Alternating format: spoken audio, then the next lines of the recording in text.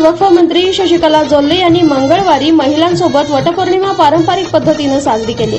वटवृक्षाच्या पूजनानंतर महिलांसाठी हळदी कुंकू ओटी भरणीचा कार्यक्रम पार पडला।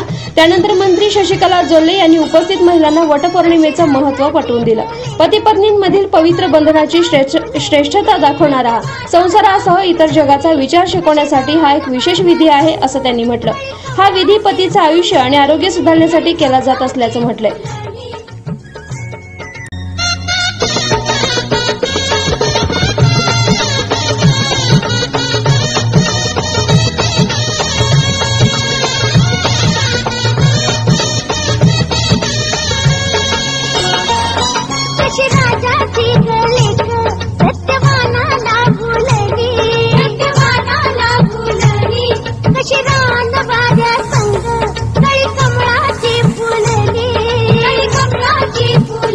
SB न्यूजसाठी भिवशीहून मुख्य संपादक शिवाजी बोरे।